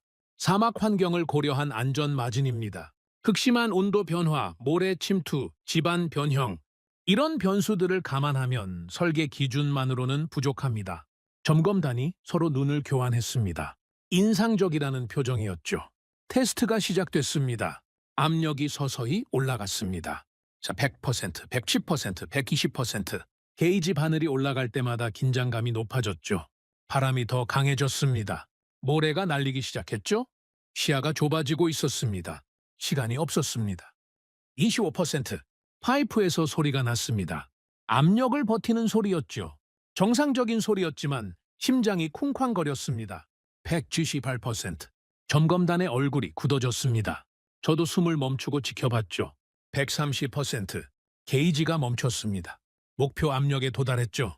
엔지니어가 외쳤습니다. 유지합니다. 5분간 유지합니다. 가장 긴 5분이었습니다. 바람은 점점 강해지고 모래는 점점 많이 날리고 압력은 130%를 유지하고 있었죠. 아무도 말을 하지 않았습니다. 게이지만 바라보고 있었죠. 5분이 지났습니다. 엔지니어가 소리쳤습니다. 테스트 완료. 누수 없음. 압력 안정. 현장에서 탄성이 터져 나왔습니다. 저도 모르게 안도의 한숨을 쉬었죠. 점검단 대표가 고개를 끄덕였습니다. 인정합니다. 훌륭한 품질입니다. 그러나 축하할 시간이 없었습니다. 폭풍이 코앞까지 와 있었죠. 한국 대표가 소리쳤습니다. 철수합니다. 장비 보호 우선입니다. 한국팀이 일사불란하게 움직였습니다. 장비를 덮고 자료를 챙기고 점검단을 안전한 곳으로 안내했죠. 대피소에 들어간 직후 폭풍이 덮쳤습니다. 밖에서 굉음이 들렸습니다. 모래가 벽을 때리는 소리였죠. 창문이 흔들렸고 건물 전체가 진동했습니다. 점검단 중 한 명이 중얼거렸습니다. 이런 환경에서 일하는 겁니까? 매일요. 한국 대표가 대답했습니다. 네, 매일 이렇습니다. 점검단이 침묵했습니다. 그들의 표정에서 조롱은 완전히 사라져 있었죠. 대신 존경에 가까운 감정이 보였습니다. 폭풍이 지나갔습니다. 점검단이 떠나기 전 대표가 한국팀에게 말했습니다. 솔직히 의심하고 왔습니다. 소문을 들었거든요. 품질에 문제가 있다는 얘기요. 한국 대표가 아무 말 없이 들었습니다. 점검단 대표가 이어서 말했죠. 소문은 거짓이었습니다. 직접 보니까 알겠습니다. 이 정도 시스템을 구축한 팀은 처음 봅니다. 그리고 마지막으로 한마디를 덧붙였습니다. 다음 단계로 넘어가도 좋습니다. 본격적인 가동 테스트를 준비하시죠. 한국팀이 고개를 숙였습니다. 환호는 없었죠. 그냥 담담하게 감사 인사를 했습니다. 점검단이 떠났습니다. 저는 한국팀을 바라봤습니다. 그들은 이미 다음 작업을 준비하고 있었죠. 폭풍이 지나간 현장을 정리하고 피해를 확인하고 복구 계획을 세우고 있었습니다. 승리의 순간에도 멈추지 않았습니다. 저는 메모장에 적었습니다. 남들이 빠져나갈 구멍을 만들 때 한국은 구멍을 막았다. 그날 밤 저는 숙소에서 오래 생각했습니다. 점검은 통과했습니다. 발주처의 의심은 해소됐죠. 경쟁국들의 조롱도 잠잠해질 겁니다. 그러나 진짜 시험은 아직 남아 있었습니다. 가동 테스트. 실제로 물을 흘려보내는 시험이었죠. 지금까지는 준비였습니다. 파이프를 만들고 연결하고 압력을 테스트했죠. 그러나 그건 리허설이었습니다. 진짜는 물이 흐르는 순간입니다. 수천 킬로미터의 파이프에 물이 들어가는 겁니다. 어딘가에서 누수가 발생하면 끝이죠. 연결 부위가 터지면 끝입니다. 지금까지의 모든 노력이 물거품이 됩니다. 저는 창문 밖을 바라봤습니다. 사막이 어둠 속에 펼쳐져 있었죠. 이제 남은 건 하나입니다. 물이 실제로 흐르느냐. 그게 모든 걸 결정할 겁니다. 저는 메모장을 덮었습니다. 그리고 눈을 감았죠. 한국은 여기까지 왔습니다. 세계가 불가능하다고 했던 프로젝트를요. 조롱과 의심을 뚫고 여기까지 왔습니다. 그러나 마지막 관문이 남아 있었죠. 가장 높은 벽이. 저는 그 벽 앞에서 한국이 어떤 모습을 보여줄지 기다리고 있었습니다. 가동 테스트 날짜가 잡혔습니다.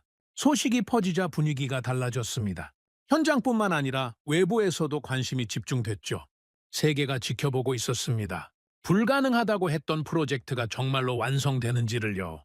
발주처에서 공식 발표가 나왔습니다. 일주일 후 최종 가동 테스트를 실시한다. 이건 단순한 시험이 아니었습니다. 한 나라의 자존심이 걸린 판결이었죠. 성공하면 한국은 전설이 됩니다. 실패하면 모든 게 무너지죠. 지금까지의 노력, 희생, 땀, 전부 물거품이 됩니다. 저는 현장을 둘러봤습니다. 한국팀의 얼굴에 긴장이 서려 있었죠. 평소의 담담함이 사라져 있었습니다.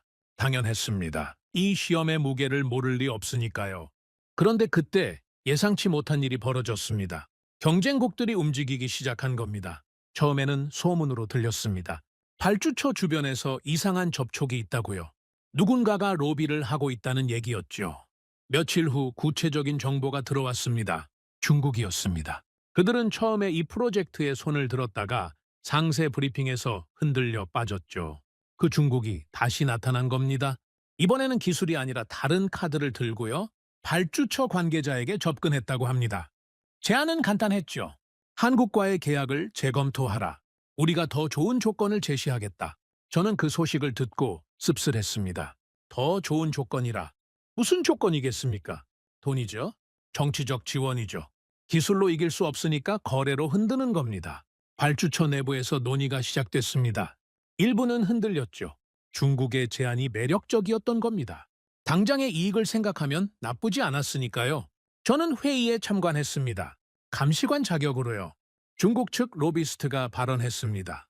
한국은 기술력은 있을지 모릅니다. 하지만 외교력이 없죠. 장기적으로 봤을 때 우리와 손잡는 게 유리합니다. 논리적인 것처럼 들렸습니다. 그러나 저는 속이 뒤틀렸죠. 기술로 승부하지 못하니까 정치로 뒤집으려는 겁니까? 한국 대표는 그 자리에 없었습니다. 초대받지 못했죠. 자기들끼리 논의하겠다는 거였습니다. 회의가 끝났습니다. 결론은 나지 않았죠. 그러나 분위기는 좋지 않았습니다. 한국에 대한 의심이 다시 고개를 들고 있었습니다. 저는 한국팀에게 이 소식을 전해야 할지 고민했습니다. 알면 동요할 수도 있으니까요. 그러나 숨기는 건 옳지 않았습니다. 한국 대표를 찾아갔습니다. 회의 내용을 알고 있습니까? 그가 고개를 끄덕였습니다. 들었습니다. 어떻게 대응하실 겁니까? 중국이 거래를 제한하고 있습니다. 발주처가 흔들릴 수도 있습니다. 그가 잠시 침묵했습니다. 그리고 담담하게 말했죠. 우리는 거래할 게 없습니다. 무슨 뜻입니까? 한국은 외교 카드가 없습니다. 정치적 영향력도 없죠. 우리가 가진 건 현장뿐입니다. 그래서 현장에서 증명하는 수밖에 없습니다. 저는 그 말을 듣고 한참 서 있었습니다. 한국은 외교 카드가 없었습니다. 그래서 더 무서웠죠. 거래로 이기는 사람은 거래가 끝나면 사라집니다. 그러나 실력으로 이기는 사람은 남죠. 한국은 후자였습니다. 협상 테이블에서 싸울 무기가 없으니까 현장에서 압도적으로 이기는 수밖에 없었습니다. 가동 테스트 준비가 시작됐습니다. 한국팀은 더 철저해졌습니다. 모든 구간을 다시 점검했죠. 연결 부위를 하나하나 확인하고 압력 테스트를 반복하고 기록을 정리했습니다. 저는 지켜보면서 물었습니다. 이미 점검이 끝난 구간 아닙니까? 왜 다시 합니까? 한국 엔지니어가 대답했습니다. 마지막이니까요. 한 번 더 확인해서 나쁠 건 없습니다. 시간 낭비 아닙니까? 일정이 빡빡한데요? 시간 낭비가 아닙니다. 보험이죠. 가동 테스트에서 문제가 발생하면 모든 게 끝입니다. 그 위험을 줄이는 데 시간을 쓰는 건 낭비가 아닙니다. 저는 고개를 끄덕였습니다. 맞는 말이었죠. 다른 나라들은 이런 상황에서 기준을 낮춥니다. 시간이 없으니까 대충 넘어가죠. 문제가 생기면 그때 가서 수습하겠다는 태도입니다. 한국은 반대였습니다. 시간이 없을수록 더 꼼꼼하게 했죠. 나중에 문제가 생기면 수습할 수 없다는 걸 알고 있었으니까요. 사흘이 지났습니다. 그때 또 다른 문제가 터졌습니다. 발주처에서 연락이 왔죠. 테스트 기준을 상향 조정합니다. 한국팀이 술렁였습니다. 기준을 올린다고요? 지금요? 테스트 나흘 전에요? 내용을 확인했습니다. 압력 테스트 기준이 올라갔고 유량 테스트 기준도 올라갔죠. 원래 기준보다 15%나 높아졌습니다. 누가 봐도 이상했습니다. 갑자기 기준을 올리는 이유가 뭡니까? 정상적인 절차가 아니었죠. 저는 속으로 생각했습니다. 중국이다. 로비의 결과였습니다. 한국을 떨어뜨리기 위해 기준을 올린 거죠. 정치로 이기려는 겁니다. 한국팀 내부에서 회의가 열렸습니다. 분노한 목소리가 터져 나왔죠. 이건 불공정합니다. 항의해야 합니다. 맞습니다. 테스트 직전에 기준을 바꾸는 게 어디 있습니까? 누군가는 좌절한 표정을 지었습니다. 어떻게 하죠? 준비할 시간이 없습니다.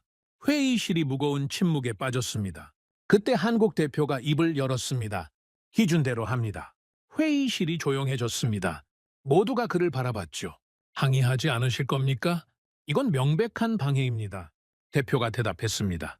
항의해봤자 소용없습니다. 시간만 낭비하죠. 그리고 항의하면 우리가 자신 없다는 인상을 줍니다. 그럼 그냥 받아들이자는 겁니까? 받아들이는 게 아닙니다. 넘어서는 겁니다. 회의실이 다시 조용해졌습니다. 대표가 이어서 말했죠. 우리는 처음부터 기준 이상으로 만들어 왔습니다. 설계 기준의 120%, 130%로 테스트해왔죠. 15% 상향됐다고요. 그래도 우리 기준보다 낫습니다. 엔지니어들이 서로 눈을 교환했습니다. 맞는 말이었죠. 한국은 처음부터 안전 마진을 넉넉하게 잡아왔습니다. 그래서 기준이 올라가도 문제 없었습니다. 대표가 마지막으로 말했습니다. 그들은 우리를 꺾으려고 기준을 올렸습니다. 우리는 그 기준을 넘어서 증명할 겁니다. 말이 아니라 결과로요. 회의가 끝났습니다. 한국팀은 다시 현장으로 돌아갔죠. 남은 시간 동안 준비를 계속했습니다. 저는 그 모습을 보면서 생각했습니다. 한국은 불공정함에 분노하지 않았습니다. 불공정함을 넘어서기로 한 거죠. 그게 더 무서웠습니다. 항의하는 사람은 약해 보입니다. 그러나 묵묵히 증명하는 사람은 강해 보이죠. 한국은 후자를 택했습니다. 테스트 이틀 전이었습니다. 사막이 다시 움직였습니다. 기상예보가 들어왔죠. 테스트 당일 대규모 모래폭풍 예상. 저는 하늘을 올려다봤습니다. 또 폭풍입니까? 하필이면 테스트 당일에요. 운이 없어도 이렇게 없을 수가 없었습니다. 마치 사막이 마지막으로 한국을 시험하려는 것 같았죠. 한국팀에게 소식이 전해졌습니다. 반응이 궁금했죠. 관리자가 담담하게 말했습니다. 대비합니다. 연기를 요청하지 않으실 겁니까? 요청하지 않습니다. 연기하면 또 다른 문제가 생깁니다. 그들에게 빌미를 줄 수 없습니다. 저는 고개를 끄덕였습니다. 맞는 판단이었죠. 연기를 요청하면 한국이 자신 없다는 인상을 줍니다. 그리고 발주처 내부의 의심파가 더 힘을 얻겠죠. 테스트 전날 밤이었습니다. 한국팀은 밤새 준비를 했습니다. 폭풍에 대비해 장비를 보호하고 예비 시스템을 점검하고 비상 매뉴얼을 확인했죠. 저는 현장을 둘러봤습니다. 모두가 움직이고 있었습니다. 지친 얼굴이었지만 멈추는 사람은 없었죠. 한 작업자가 중얼거리는 걸 들었습니다. 내일이면 끝이다. 어떻게든 끝난다. 그 말에 모든 게 담겨 있었습니다. 피로, 각오, 그리고 약간의 두려움. 저는 한국 대표를 찾았습니다. 준비는 되셨습니까? 그가 고개를 끄덕였습니다. 할 수 있는 건 다 했습니다. 그리고 잠시 침묵하더니 말했죠. 내일 폭풍이 올 겁니다. 장비가 오작동할 수도 있습니다. 예상치 못한 문제가 터질 수도 있죠. 우리가 통제할 수 없는 일들입니다. 그럼 어떻게 하실 겁니까? 통제할 수 있는 것에 집중합니다. 우리의 준비, 우리의 기술, 우리의 태도. 그건 우리가 통제할 수 있습니다. 저는 그 말을 듣고 고개를 끄덕였습니다. 맞는 말이었죠. 폭풍은 통제할 수 없습니다. 발주처의 편견도 통제할 수 없죠. 경쟁국의 방해도 통제할 수 없습니다. 그러나 자기 자신은 통제할 수 있습니다. 최선을 다하는 것. 그건 누구도 막을 수 없죠. 테스트 당일 아침이 밝았습니다. 하늘이 붉길했습니다. 구름이 낮게 깔려 있었고 바람이 불기 시작했죠. 폭풍이 오고 있었습니다. 현장에 사람들이 모였습니다. 발주처 관계자, 점검단, 기자들, 그리고 경쟁국 관계자들까지 모두가 이 순간을 지켜보러 왔죠. 한국 팀은 이미 위치해 있었습니다. 각자의 자리에서 최종 점검을 하고 있었죠. 얼굴이 굳어 있었습니다. 긴장감이 느껴졌죠. 저는 메인 밸브 앞에 섰습니다. 이 밸브가 열리면 물이 흐릅니다. 수천 킬로미터의 파이프로요. 성공이냐 실패냐. 모든 게 이 순간에 결정됩니다. 발주처 대표가 마이크를 잡았습니다. 지금부터 최종 가동 테스트를 시작합니다. 현장이 조용해졌습니다. 바람 소리만 들렸죠. 한국 대표가 앞으로 나왔습니다. 밸브 앞에 섰죠. 그의 손이 밸브 위에 올려졌습니다. 저는 그 손을 바라봤습니다. 거친 손이었죠. 현장에서 뛰어온 사람의 손, 30년 경력의 흔적이 새겨진 손, 모두가 숨을 죽였습니다. 바람이 더 강해졌습니다. 모래가 날리기 시작했죠. 폭풍의 전조였습니다. 시간이 없었습니다. 한국 대표가 밸브를 잡았습니다. 그리고 천천히 돌리기 시작했죠. 저는 그 순간 이상한 감정을 느꼈습니다. 나는 실패를 기록하러 왔다. 그런데 지금 나는 실패를 바라지 않는다. 30년 동안 단 한 번도 느껴보지 못한 감정이었습니다. 저는 중립적인 감시관이어야 했죠. 누구 편도 들어서는 안 됐습니다. 그러나 이 순간만큼은 달랐습니다. 제발 흘러라. 밸브가 완전히 열렸습니다. 그리고 잠시 후 파이프에서 소리가 나기 시작했습니다. 소리가 들렸습니다. 처음에는 작았습니다. 웅웅거리는 진동 같았죠. 파이프 어딘가에서 무언가가 움직이는 소리였습니다. 그리고 그 소리가 점점 커졌습니다. 파이프 전체가 울리기 시작했죠. 진동이 발밑까지 전해졌습니다. 땅이 떨리는 것 같았습니다. 모두가 숨을 멈췄습니다. 아무도 말을 하지 않았죠. 바람 소리와 파이프 소리만 현장을 채웠습니다. 저는 심장이 미친 듯이 뛰는 걸 느꼈습니다. 손바닥에 땀이 차 있었죠. 30년 동안 수많은 현장을 봐왔지만 이렇게 긴장된 적은 처음이었습니다. 한국 대표가 밸브 앞에 서 있었습니다. 그의 얼굴에도 긴장이 서려 있었죠. 그러나 눈빛은 흔들리지 않았습니다. 시간이 멈춘 것 같았습니다. 1초가 1분처럼 느껴졌죠. 파이프 소리는 계속 커지고 있었습니다. 무언가가 다가오고 있었습니다. 그리고 그 순간 파이프 끝에서 물이 터져 나왔습니다. 처음에는 작은 물줄기였습니다. 그러나 금세 굵어졌죠. 물이 쏟아져 나왔습니다. 끊기지 않고 멈추지 않고 꾸준히 현장에서 탄성이 터져 나왔습니다. 누군가는 소리를 질렀습니다. 누군가는 박수를 쳤죠. 누군가는 그 자리에 주저앉았습니다. 저는 움직일 수가 없었습니다.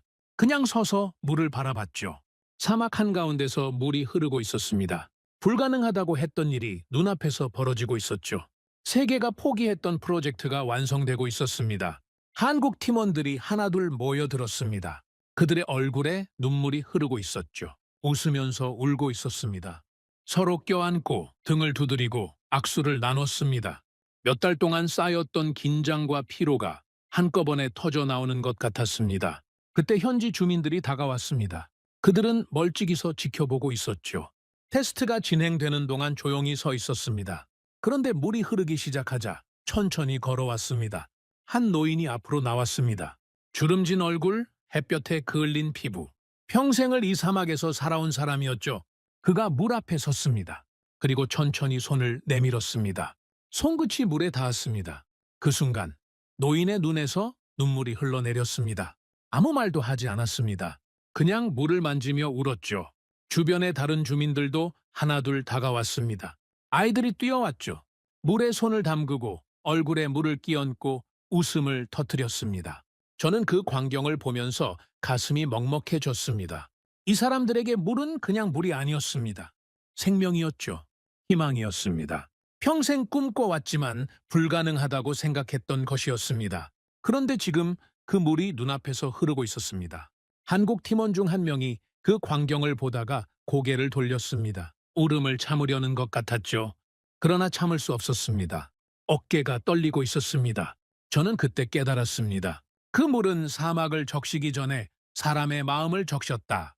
저는 그 광경을 지켜봤습니다. 그리고 이상한 감정을 느꼈죠.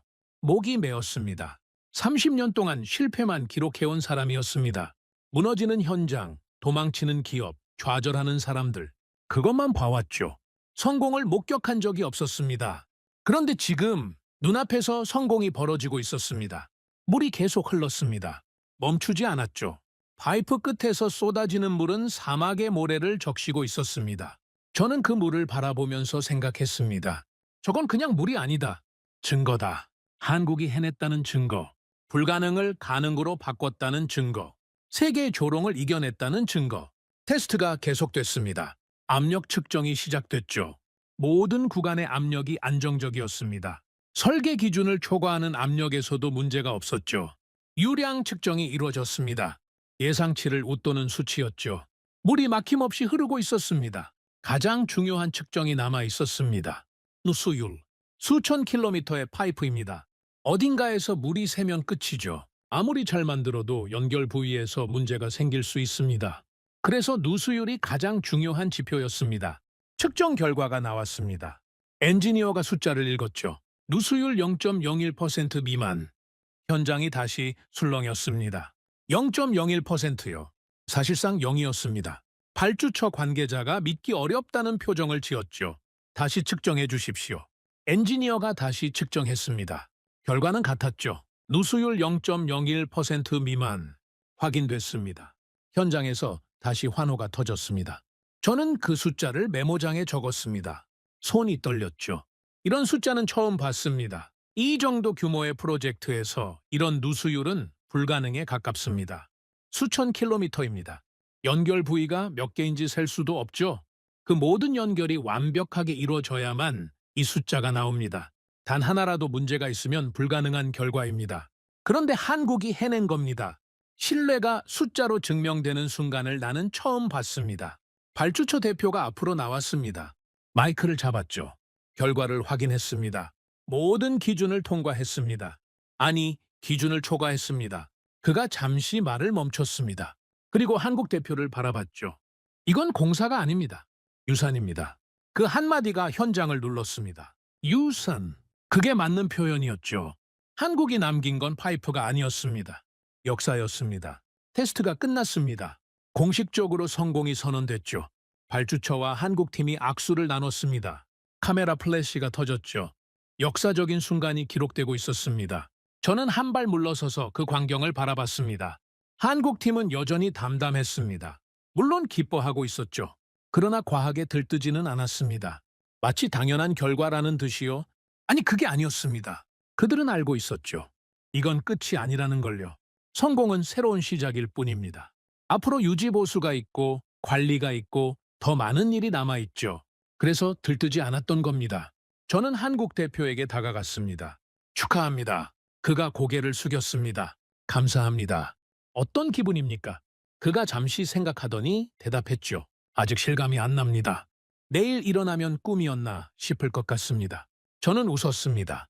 솔직한 대답이었죠. 하나만 물어봐도 되겠습니까? 네. 왜 포기하지 않았습니까? 다른 나라들은 전부 도망쳤습니다. 당신들도 도망칠 수 있었죠. 그런데 왜 남았습니까? 그가 잠시 침묵했습니다. 그리고 천천히 말했죠. 도망치면 편했을 겁니다. 계산상으로는 도망치는 게 맞았죠. 비용, 위험, 실패 확률. 어느 쪽으로 봐도 포기가 합리적이었습니다. 그런데 우리는 계산만 하는 사람들이 아닙니다.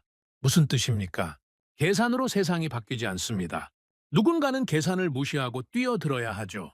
그래야 불가능이 가능이 됩니다. 저는 그 말을 듣고 한참 서 있었습니다. 맞는 말이었죠. 계산만 했으면 이 프로젝트는 시작도 못했습니다. 숫자만 봤으면 누구도 손 들지 않았겠죠. 한국은 계산을 넘어섰습니다. 숫자가 아니라 가치를 봤죠. 그래서 여기까지 온 겁니다. 저녁이 됐습니다. 폭풍은 오지 않았습니다. 예보가 빗나간 거죠. 아니, 어쩌면 사막이 마지막으로 한국을 인정해 준 건지도 모릅니다. 현장에 작은 축하 행사가 열렸습니다. 거창한 건 아니었죠. 그냥 다 함께 모여서 식사를 하는 정도였습니다. 저도 초대받았습니다. 감시관이 축하 행사에 참석하는 건 이례적이었죠. 그러나 거절할 이유가 없었습니다. 한국 팀원들이 둘러앉아 있었습니다. 지친 얼굴이었지만 표정은 밝았죠. 몇 달 만에 처음 보는 웃음이었습니다. 누군가 노래를 불렀습니다. 한국 노래였죠. 저는 가사를 알아듣지 못했지만 분위기는 느낄 수 있었습니다. 그리움과 자부심이 섞인 노래였습니다. 다른 팀원이 따라 부르기 시작했습니다. 한 명, 두 명 점점 늘어났죠. 나중에는 전체가 함께 부르고 있었습니다. 사막 한가운데서 울려 퍼지는 한국 노래였습니다. 저는 그 소리를 들으며 생각했습니다. 이 사람들은 지금 고향을 부르고 있구나. 몇 달 동안 떨어져 있던 가족을, 친구를, 조국을 부르고 있구나. 노래가 끝났을 때 몇몇 눈가가 젖어 있었습니다. 그러나 아무도 부끄러워하지 않았죠. 당연한 감정이었으니까요. 저는 한쪽에 앉아서 그 광경을 바라봤습니다. 이 사람들이 해냈구나. 세계가 불가능하다고 했던 일을요. 조롱과 의심을 뚫고요. 사막의 시험을 이겨내고요. 저는 메모장을 펼쳤습니다. 그리고 한 줄을 적었죠. 오늘 한국은 역사를 썼다. 그리고 또 한 줄을 추가했습니다. 나는 그 역사의 증인이 됐다. 밸브가 열리는 순간 저는 관찰자에서 증인으로 바뀌었습니다. 더 이상 중립적인 감시관이 아니었죠. 이 성공의 목격자가 된 겁니다. 행사가 끝났습니다. 사람들이 하나둘 숙소로 돌아갔죠. 저는 현장에 남았습니다. 밤하늘을 올려다봤죠. 별이 쏟아지고 있었습니다. 사막의 밤하늘은 언제나 아름다웠습니다. 저 멀리서 파이프가 보였습니다. 어둠 속에 길게 뻗어 있었죠. 그 안으로 물이 흐르고 있었습니다. 지금 이 순간에도 저는 그 파이프를 바라보면서 생각했습니다. 내일이면 세상이 알게 될 겁니다. 한국이 해냈다는 걸요. 그러나 세상은 모를 겁니다. 이 성공 뒤에 얼마나 많은 땀과 눈물이 있었는지를요. 얼마나 많은 밤을 지새웠는지를요. 얼마나 많은 시험을 이겨냈는지를요. 저는 압니다. 처음부터 지켜봤으니까요. 그래서 저는 기록할 겁니다. 실패가 아니라 성공을요. 무너짐이 아니라 일어섬을요. 30년 만에 처음입니다. 저는 숙소로 돌아갔습니다. 그리고 잠자리에 들었죠. 내일부터는 새로운 이야기가 시작됩니다. 한국이 만든 물길이 어떤 변화를 가져올지 저는 지켜볼 겁니다. 증인으로서요. 소식이 퍼졌습니다. 한국이 해냈다. 사막에서 물이 흐른다. 처음에는 업계 내부에서만 돌았습니다. 그러나 금세 전 세계로 퍼졌죠. 뉴스가 나갔습니다. 기사가 쏟아졌죠. 불가능을 가능으로 바꾼 프로젝트, 그렇게 불렸습니다. 저는 현장에 남아 있었습니다. 아직 할 일이 있었죠. 최종 보고서를 작성해야 했습니다. 30년 동안 실패 보고서만 써왔는데 이번에는 달랐습니다. 성공 보고서를 쓰게 된 겁니다. 세상의 반응이 달라지기 시작했습니다. 전에는 이런 질문이 돌았죠. 가능한가? 이제는 질문이 바뀌었습니다. 한국은 어떻게 했는가? 그게 가장 큰 변화였습니다. 의심에서 궁금증으로, 조롱에서 관심으로 한국을 바라보는 세상의 눈이 완전히 달라졌죠. 각국에서 문의가 쏟아졌습니다. 어떤 기술을 썼는지, 어떤 시스템을 구축했는지, 어떻게 사막에서 버텼는지 모두가 알고 싶어 했죠. 저는 그 변화를 지켜보면서 씁쓸하게 웃었습니다. 처음에 뭐라고 했습니까? 한국이 뭘 할 수 있겠냐고요. 가성비 하천국이라고요. 싸게만 한다고요. 이제는 아무도 그런 말을 하지 않았습니다. 조롱이 역전됐습니다. 처음에 도망쳤던 나라들이 있었죠. 영국, 프랑스, 러시아. 그들은 불가능하다며 돌아섰습니다. 미친 프로젝트라고 했죠. 이제 그들은 다른 말을 하고 있었습니다. 왜 우리가 못했지? 그 질문이 그들 내부에서 돌기 시작했습니다. 기술이 없어서가 아니었죠. 자본이 없어서도 아니었습니다. 그들에게는 전부 있었습니다. 한국보다 더 많이 가지고 있었죠. 그런데 왜 못했을까요? 각오가 없었기 때문입니다. 계산만 했기 때문이죠. 숫자가 안 맞으니까 포기했습니다. 합리적인 판단이라고 생각했죠.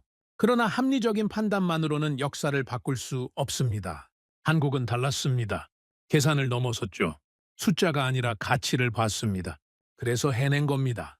경쟁국 내부 보고서에 이런 문장이 등장했다고 합니다. 한국 방식 분석 필요. 저는 그 소식을 듣고 고개를 끄덕였습니다. 이제야 정신을 차린 거죠. 늦었지만 안 하는 것보단 낫습니다. 그런데 한국의 반응이 의외였습니다. 보통 승자는 벽을 칩니다. 자기만의 영역을 만들죠. 기술을 독점하고 노하우를 숨기고 경쟁자가 따라오지 못하게 합니다. 당연한 거 아닙니까? 힘들게 얻은 걸 왜 나눠줍니까? 그런데 한국은 달랐습니다. 문을 열었습니다. 기술을 공개했습니다. 시스템을 설명했습니다.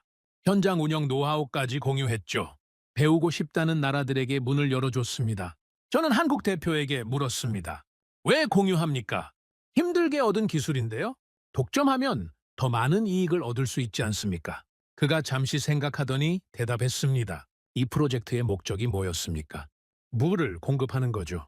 맞습니다. 사막에 사는 사람들에게 물을 주는 겁니다. 그게 목적이었죠. 한국의 이익이 목적이 아니었습니다. 그가 이어서 말했습니다. 우리가 기술을 독점하면 어떻게 됩니까? 다른 곳에서 같은 문제가 생겼을 때 우리만 할 수 있게 되죠. 그러면 비용이 올라갑니다. 시간도 오래 걸리고요. 결국 피해는 물이 필요한 사람들에게 돌아갑니다. 저는 그 말을 듣고 할 말을 잃었습니다. 그가 마지막으로 덧붙였죠. 기술은 나눌수록 커집니다. 숨기면 죽어요. 우리가 공유하면 다른 나라들도 발전하고 결국 전체가 좋아지죠. 그게 진짜 승리입니다. 저는 그 순간 깨달았습니다. 한국은 이겼지만 독점하지 않았습니다. 그게 진짜 강함이었죠. 약한 사람이 이기면 움켜쥡니다. 빼앗길까봐 두려우니까요. 그러나 강한 사람은 나눕니다. 나눠도 줄어들지 않는다는 걸 아니까요. 현지의 변화가 시작됐습니다. 물이 흐르자 모든 게 달라졌습니다. 사막에 농지가 생겼습니다. 불가능하다고 생각했던 일이죠. 모래밭에서 뭐가 자라겠습니까? 그런데 물이 있으니까 가능해졌습니다. 처음에는 작은 규모였습니다. 시험 재배 수준이었죠. 그런데 성공했습니다. 작물이 자랐습니다. 사막 한가운데서요. 소식이 퍼지자 더 많은 사람들이 모였습니다. 농지가 늘어났죠. 마을이 생겼습니다. 사람들이 정착하기 시작했습니다. 물 부족이 사라졌습니다. 예전에는 물을 구하러 몇 시간씩 걸어야 했습니다. 아이들이 학교 대신 물을 기르러 갔죠. 여자들은 새벽부터 물동이를 이고 다녔습니다. 이제는 아닙니다. 물이 있으니까요. 아이들은 학교에 갑니다. 여자들은 다른 일을 할 수 있게 됐죠. 삶이 바뀌었습니다. 저는 현지 마을을 방문했습니다. 직접 보고 싶었죠. 한 여인이 수도꼭지를 틀었습니다. 물이 나왔죠. 그녀는 그 물을 받아 아이의 얼굴을 씻겼습니다. 그녀가 저를 보며 말했습니다. 예전에는 꿈도 못 꿨어요. 이렇게 쉽게 물을 쓸 수 있을 거라고는요. 저는 아무 말도 할 수 없었습니다. 목이 메었죠. 이게 한국이 한 일입니다. 파이프를 깔았을 뿐이라고요. 아닙니다. 삶을 바꾼 겁니다. 희망을 준 겁니다. 불가능하다고 생각했던 미래를 가능하게 만든 겁니다. 사람들의 언어가 바뀌었습니다. 예전에는 이렇게 말했죠. 언젠가 물이 올 거야? 언젠가 나아질 거야. 언젠가. 이제는 다르게 말합니다. 이제는 물이 있어. 이제는 농사를 지을 수 있어. 이제는 아이들이 학교에 가. 언젠가에서 이제는으로. 그 변화가 한국이 만든 겁니다. 시간이 흘렀습니다. 저는 보고서를 마무리하고 현장을 떠날 준비를 했습니다. 몇 달 동안 머물렀던 곳이었죠. 떠나려니 이상한 기분이었습니다. 마지막으로 현장을 둘러봤습니다. 파이프가 사막을 가로지르고 있었죠. 그 안으로 물이 흐르고 있었습니다. 24시간 멈추지 않고 한국팀은 이미 대부분 떠났습니다. 일부 인원만 남아 유지보수를 담당하고 있었죠. 그들은 여전히 묵묵히 일하고 있었습니다. 성공 후에도 달라지지 않았습니다. 저는 한국 대표를 마지막으로 만났습니다. 그도 곧 떠날 예정이었죠. 수고하셨습니다. 그가 고개를 숙였습니다. 감사합니다. 당신도요? 저는 웃었습니다. 저는 지켜보기만 했는데요. 그가 말했습니다. 지켜보는 것도 중요합니다. 누군가는 기록해야 하니까요. 당신이 쓴 보고서가 나중에 다른 사람들에게 도움이 될 겁니다. 저는 고개를 끄덕였습니다. 그가 마지막으로 물었습니다. 이번 프로젝트가 어땠습니까? 30년 경력에서요. 저는 잠시 생각했습니다. 그리고 솔직하게 대답했죠. 처음입니다. 성공을 목격한 건요. 그가 미소 지었습니다. 앞으로 더 많이 보시게 될 겁니다. 저는 그 말이 빈말이 아니라고 느꼈습니다. 한국이 이번에 보여준 건 시작일 뿐이었죠. 앞으로 더 많은 일들이 벌어질 겁니다. 현장을 떠났습니다. 비행기를 타고 돌아가는 길, 창문 밖으로 사막이 보였습니다. 끝없이 펼쳐진 모래, 그 어딘가에 파이프가 묻혀 있었죠. 그 안으로 물이 흐르고 있었습니다. 저는 메모장을 펼쳤습니다. 마지막 정리를 하려고요. 30년 동안 저는 실패를 기록해왔습니다. 무너진 현장, 도망친 기업, 좌절한 사람들. 그것만 봐왔죠.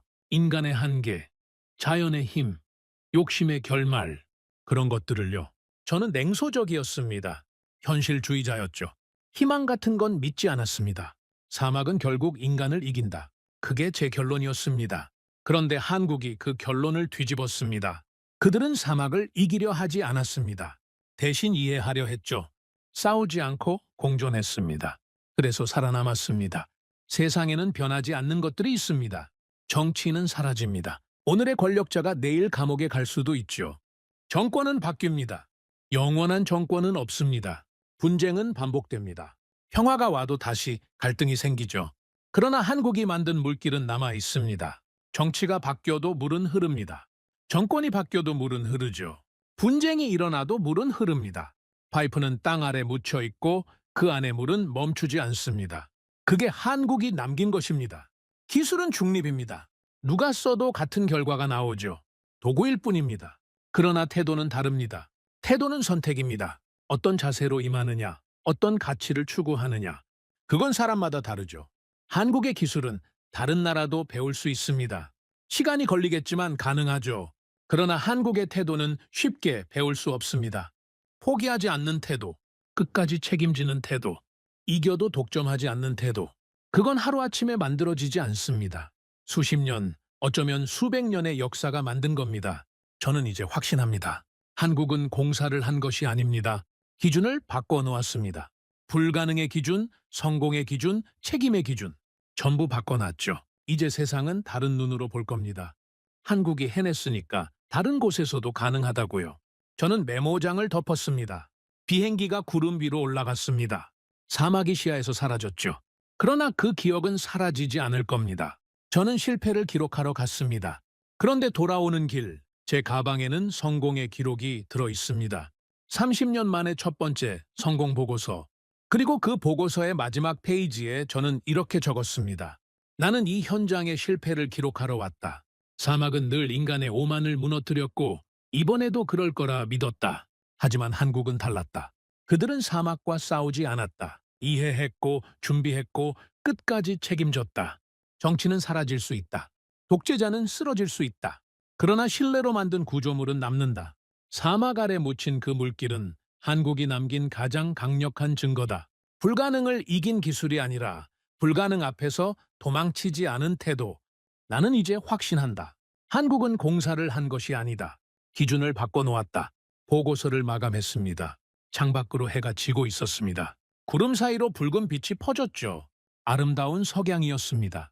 저는 눈을 감았습니다. 30년의 기록이 스쳐 지나갔습니다. 무너진 현장들, 실패한 프로젝트들, 좌절한 사람들, 그 모든 기억 위에 이번 성공이 덧씌워졌습니다. 이제 저는 다르게 볼 수 있을 것 같습니다. 실패만 보던 눈으로 성공의 가능성도 볼 수 있게 됐습니다. 한국이 그걸 보여줬으니까요. 비행기가 목적지를 향해 날아갔습니다. 저는 새로운 마음으로 돌아가고 있었습니다. 증인으로서, 그리고 이제는 희망을 믿는 사람으로서. 오늘의 사연은 여기까지입니다. 구독과 좋아요는 영상 제작에 아주 큰 힘이 됩니다. 지금까지 감동테라스 저는 소희였습니다. 오늘도 우리 구독자님들의 가정에 따뜻한 행복이 가득하시길 진심으로 바라겠습니다. 긴 영상 끝까지 시청해주셔서 정말 감사합니다. 내일 더 좋은 이야기로 찾아뵙겠습니다. 감사합니다.